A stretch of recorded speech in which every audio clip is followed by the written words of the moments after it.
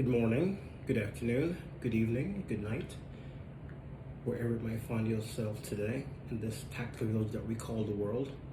For us, your global advanced logistic group staff in the Middle East, South Africa, and South America, also known as the world's most colorful zones, together with our global tactical partners, it's always 0-30.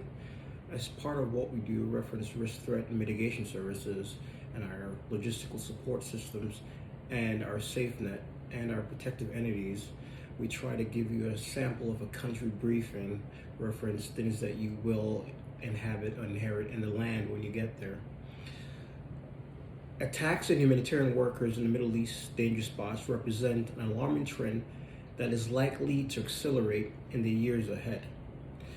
This now poses a serious problem for international aid organizations, as the rise in casualties among aid workers could not only affect how aid agencies conduct their programs, but even whether they're able to respond at all to some emergencies, as we currently see with the COVID-19 pandemic, or epidemic if you so choose. The problem is beginning to take an alarming proportion. The UNHCR points out that 2/3 of its staff work in security risk areas, and a third serve in particularly hazardous duty situations and stations as well. Since 2017, it said 17 UNHCR aid workers died in separate incidents, and 8 military peacekeepers were also killed in these correlated subsequent incidents as well. We at Global understand that security training will have little effect if it does not lead to a systematic approach to security management in the field. Basic security procedures must strictly be followed at all times.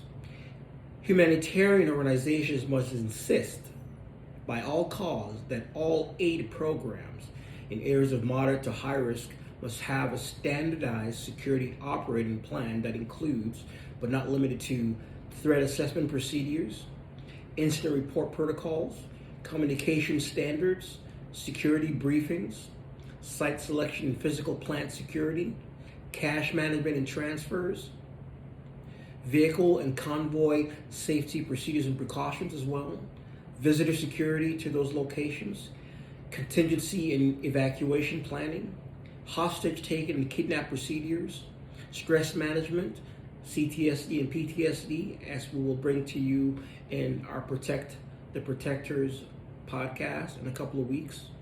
Also, we talk about risk and benefit analysis. Global Advanced Logistics can arrange preemptive reconnaissance trips for NGOs across Africa and the Middle East, utilizing our valuable local knowledge from in-country trained and fostered operatives. As a rule, we use intelligence gathering, precisely calculating forward planning, risk and threat assessments to develop a sound logistical posture for you or your entity. If you'd like to find out more about Global Advanced Logistic Group Security Solutions and how we can help you in mitigating all these risks and threats in the world's most colorful zones, we're going to include our contact information to the bottom right-hand portion of this podcast. As always, from your Global Advanced Logistic Group staff here in the Middle East, South Africa, and South America, together with all our global tactical partners, stay low, move fast. Good evening.